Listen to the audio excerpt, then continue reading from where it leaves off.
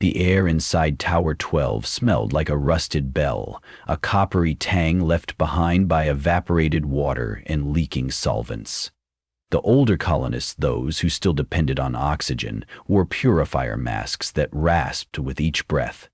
The younger ones, born after the asteroid punched the world's atmosphere 17 years ago, walked unmasked and easy, their lungs tasting methane the way their parents once tasted spring. In the clamor of overlapping respirations, Merrick could tell who belonged to which era without turning around.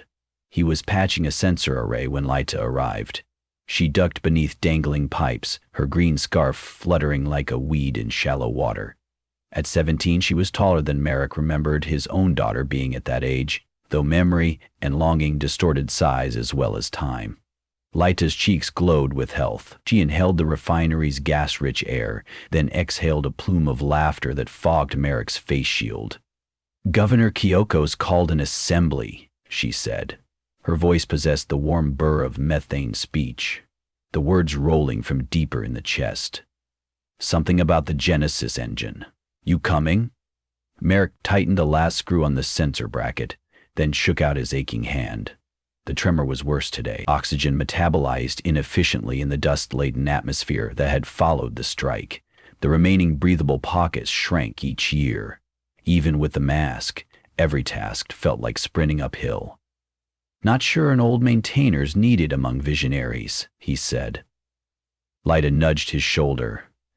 "You built half their machines. They need you more than you admit." She said it lightly, yet Marek heard the undertone. Need, not want. The children's new society depended on the technical skills of the dwindling first generation. Once the work was done, once the Genesis engine spat its methane blooms into the sky, how much need would remain? He followed her through lattice corridors until they reached the Grand Crack. Years ago, a catalytic tower had toppled, splitting a concrete wall and exposing raw daylight. The gap, several meters wide, served as the colony's agora.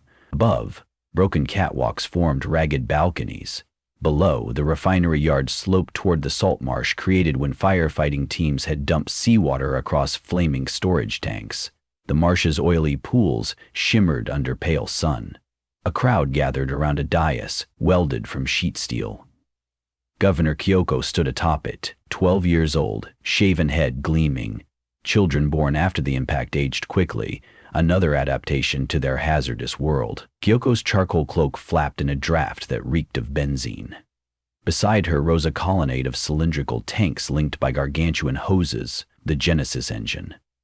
It had begun as a crude distillation train, but Merrick and a rotating crew had converted it into a planet-wide exhaler. Draw methane from underground pockets, enrich it, couple it with engineered microbes, then release the mixture into the upper air through weather balloons and rocket shells. "Friends," Kyoko announced, "we assemble at the hinge of history. The asteroid that scarred Earth gave birth to us, but the planet remains shackled to dead paradigms. The oxygen epoch is finished. We must usher in a world fit for the children of the strike, and for their children in turn. This refinery once poisoned the sky for profit, now it will transform it for survival." The front row's teenagers and preteens stomped a rhythm that echoed across cracked cement. Their eyes shone with fervor. Farther back stood the oxygen breathers, graying, shoulders stooped, masks hissing. Merrick saw Kina the nurse, Tomas the radio operator, his old friend Nadja, whose hair had gone white in a single season. They listened with weary resignation, as though attending their own wake. Kyoko spread her arms. "At dawn tomorrow, the Genesis engine begins its bloom sequence. Within 5 years, the methane fraction will climb beyond 10%. Our lungs will flourish. Ice caps will thaw. Seas will rise to cradle floating forests, fit for methanotrophs." She paused, letting the promise settle. "But birth requires sacrifice. Methane displaces oxygen. Those who cling to the old gas must choose. Depart Earth in the evacuation barges, or remain and adapt through the therapies we've prepared. Either path demands courage." Merrick's stomach lurched. Barges? Rumor held a few fusion-driven ships waited on the Pacific coast, relics of pre-impact space programs. Tickets were scarce and fuel scarcer. Most oxygen breathers would die long before reaching orbit. When the assembly dispersed, Merrick removed his glove and rubbed the tarnished locket at his neck. Inside was a photo of Lina, his biological daughter, at age 10.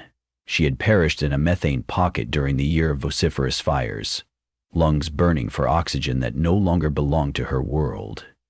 He had found Lyta days later, an orphaned infant whose first wails were odorless puffs in a gas-choked nursery. Saving her had given him reason to keep breathing through filters and grief. Now salvation for her people spelled doom for his. That night Merrick met with the other holdouts in a buried maintenance bay. The ceiling dripped tar, fluorescent tubes flickered, powered by scavenged solar rigs. Tomas unfolded a hand-drawn schematic. "We target the high-pressure manifold," he jabbed a calloused finger. "Without it, the engine can't feed its balloons. A small explosive plastic low yield will cripple the pump and buy us months." Keena's voice trembled behind her mask. "Months for what? Even if we halt the launch, the methane children will rebuild. They outnumber us." "Not everywhere," Tomas said. "I've been scanning frequencies. Communities in the Rockies still breathe oxygen. They're assembling a sky-piercer orbital platform with hydroponics. If we delay the Genesis bloom, they can send airlifts, collect survivors." Nadja snorted. "Radio fantasies."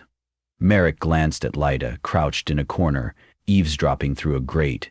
She had followed him, unwilling to remain among peers who treated elders like ghosts. Her dark eyes brimmed with confusion, betrayal, perhaps fear of losing him, or of becoming enemy to him. "You're talking about killing children," Merrick said quietly. Tomas shook his head. "We sabotage a machine, not people." "The children are the machine," Keena whispered. "Their dreams fuel it." Silence pooled like hydraulic fluid, thick and flammable. Lita stepped from behind the grate. "Then maybe change the dream." The dream. Her sudden appearance startled them. Mass pivoted toward her. She stood straight, barefaced, her voice clear despite the oxygen haze in the maintenance bay. "You think we want to murder you? We don't. We want to live. Same desire, same desperation." Tomas's eyes narrowed. "Governor promised barges. Do they exist?" Lyta hesitated. "A prototype floats off Fort Clatsop. Capacity 200. More hulls remain unfinished." The bay held nearly 800 oxygen breathers. Merrick's tremor worsened. What therapies did Kyoko mean? Genetic edits? Enzyme infusions? Painful, uncertain. Half the volunteers died in trials. Keena removed her mask and coughed wetly. "So the choices are suffocate, die in surgery, or win a lottery to the stars. Your new world demands our extinction." Lyta's shoulders sagged. She looked at Merrick. "Father, help me convince Kyoko to delay. Show her we can coexist. Methane above, oxygen here, sealed biodome, stratified atmosphere tech." Merrick recalled designing multi-layer vents for the engine. In principle, he could modify them, release methane stratospherically while preserving breathable mix near ground level using catalytic scrubbing towers. Theory only. Implementation colossal. Yet hope flickered. Thomas wiped grease from his beard. "Even if possible, Kyoko won't scrap her timeline. We must act tonight." Lyta met Merrick's gaze. Something unspoken passed between them. Echo of Lena and future of Lita braided by paternal vows. Merrick exhaled, fogging his visor. "If we sabotage, war follows. If we do nothing, genocide. We need evidence, leverage." "Governor's archives," Lyta said. "Flight logs, therapy mortality stats, barge manifests. Expose truth to both sides." Merrick nodded. The others exchanged uncertain looks. Finally, Keena said, 30 years as a nurse, I learned one rule: shine light where infection lurks." She faced Tomas. "No bombs tonight." He grumbled but folded the schematic. They formed a plan. Merrick and Lyta would infiltrate the archive vault beneath the control tower, transmit files to every terminal in the refinery, and broadcast over shortwave. If the methane children learned the bargain's real cost, pressure might mount to alter it. Time was thin, dawn less than 6 hours away. Outside, the refinery slept uneasy. Torch flares licked midnight clouds, painting them sulfur orange. Merrick and Lyta crept along pipe trestles. Her methane metabolism let her move silent, swift. Merrick lagged, lungs wheezing. She offered to carry his toolkit. Pride refused. then acquiesced when cramps stabbed his ribs. Near the main stack, they encountered Eno, a 14-year-old sentry whose eyes mirrored the torchlight. Lyta spoke in brisk methane tones, claiming Merrick needed to recalibrate pollution sensors. Eno shrugged and waved them through. At the control tower's base, Merrick bypassed a keypad he himself had installed, his fingerprints already cached. Inside, elevators lay dormant, power diverted to the engine. They climbed 50 stories of graded stairs. Each landing revealed new vistas, cracked pressure spheres like moons embedded in Earth, conveyor belts rusted stiff. The grand crack awash in flickering lanterns, where children danced around the Genesis tanks, rehearsing celebration. Panting, Merrick reached the vaulted archive door. Lyta knelt by the biometric lock, fingers flying across a datapad. "Governor updated protocols yesterday," she muttered. "But she kept your master back door, arrogant minx." The latch clicked. Rows of fiber cases glowed under ultraviolet lamps, housing holographic crystals. Servers hummed like hives. Merrick located Kyoko's personal node, popped its cover, and jacked a tether line to his wrist console. Data streamed. Casualty logs, therapy reports, barge schematics revealing fatal design flaws, life support loops untested in vacuum, radiation shielding theoretical. One file chilled him, projected oxygen decline. By year 3 of Genesis, ground level O2 would drop to 5%, less than half needed for unassisted breathing even with masks. Lyta read over his shoulder. "She lied to us too, said residual oxygen would linger for decades." "Zealots edit numbers to fit belief," Merrick said. He selected packages, tagged them for broadcast. Suddenly alarms blared, 3 descending tones. "They know," Lyta gasped. Footsteps clanged on stairs. Lyta yanked the tether loose, slotted the node back, then guided Merrick to an auxiliary duct. They crawled through narrow shafts until heat threatened to cook them. Sweat pooled in Merrick's mask. Below the duct, voices chorused, "Secure the Delta Corridor." Governor wants them alive. Juvenile, yet fierce.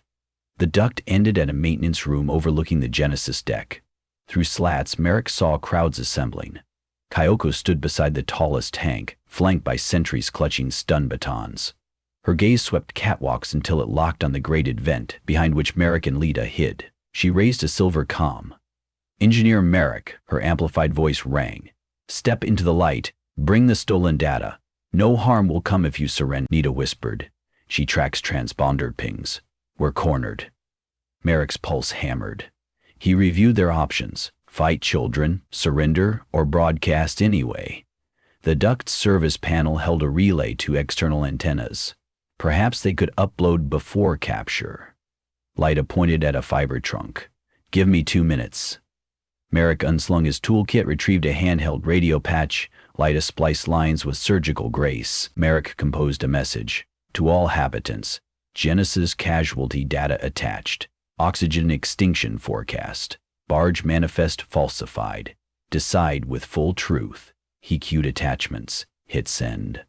Progress bar crawled. Door below them burst open. Children in resin armor filed in, led by Kyoko. "Each second you delay risks conflict," she warned. "We can still reconcile." Lyta typed faster. 90%. Kyoko's eyes, so piercing for a 12-year-old, met Merrick's through the grate. "You promised to build our future," she said softly. "Why sabotage hope?" Merrick removed his mask. Air sliced his lungs, but he wanted unfiltered words. "I promised to build life, not trade one extinction for another." Upload completed. Servers pinged towers, terminals, portable pads. In the yard, heads bent to screens. Murmurs rose. Horror, disbelief. Some children shouted accusations, others cried. Kyoko's comm crackled as advisors updated her. Certainty drained from her face. "Lies," she hissed, but hesitation frayed the word. Lyta pushed the vent aside and dropped to the deck. "Governor, verify the files, your own archives." She extended a data wafer. Shock turned to fury. Shock turned to fury. She signaled guards. 2 approached. Lyta straightened. "If you arrest us now, you confirm your fear of truth. Credibility gone, followers scatter." Choose dialogue. Merrick staggered from the vent, mask dangling. Children gasped at his gray lips. He collapsed to one knee. Kyoko's gaze flickered, seeing mortal frailty unshielded by polymer. Sirens flared again, but different tone. Tower-wide data push. Projection screens flanking the tanks illuminated graphs of oxygen decline, dead volunteers, structural cracks in barge hulls. Gasps rippled through the assembly. Tomas's voice crackled over PA. "Genesis crew, stand down. Engines unsafe. We seek counsel." Kyoko's fists clenched. Then shoulders eased, a child surrendering to impossible sums. She gestured, and guards withdrew. Hours later, they convened inside the Grand Crack. Both generations mingled amid steam plumes. Merrick lay on a stretcher, oxygen mask for once bearing real salvific air from a pressurized tank. Lita knelt beside him. Around them, arguments erupted. Some methane children demanded the engine proceed. Others, now aware of the casualties, urged redesign. Kyoko addressed the crowd. "Today I learned faith without scrutiny breeds catastrophe. This does not negate our right to breathe, but compels us to include all lungs in the covenant." She turned to Merrick. "Can we modify the engine, create atmospheric strata, methane aloft, oxygen below?" Merrick forced a nod. "Need tall towers, catalytic membranes, orbital vents. Decades." "Then we build decades," Kyoko said. "Children of methane, children of oxygen, one colony until the sky holds room for both." Tomas radioed in. "Rocky Mountain Consortium offers assistance. Shared research, airlifts for most vulnerable." In the days that followed, work crews dismantled the high-pressure manifold, repurposing parts for gas sorting stacks. Marek mapped catalyzers while Kina taught first aid across generational lines. Lida mediated councils, her bilingual breath bridging chemical divides. Still, tensions simmered. A faction of purists stole canisters, seeking to ignite a rogue bloom, but watches foiled them. Oxygen breathers debated the orbital haven. Some departed by caravan. Others stayed. 6 months after the aborted Dawn, the first stratified plume rose from Tower 12. Transparent balloons carried methane above the troposphere, while catalytic beds at lower altitudes converted excess to harmless compounds. Sensors showed ground oxygen stable, methane gradually enriching the levels where new lungs prospered. The project would take lifetimes, but lifetimes existed again. On an evening flushed lilac by refinery haze, Marek sat atop the once fractured wall that bordered the Grand Crack. His muscles ached, yet breath flowed smoother thanks to improved filters and purified microclimates. Lida joined him, offering a flask of distilled water. "Remember the first time you carried me up here?" she asked. "You pointed at the horizon and swore humans could sculpt sky." "And you believed me," Merrick said, sipping. "Children are foolish," she grinned. "Foolish enough to make fathers keep promises." Below them, torch flares no longer spewed waste but powered turbines spinning new life. Oxygen and methane plumes twined in the dusk like twin scripts of an unfinished story, writing possibility across a battered planet.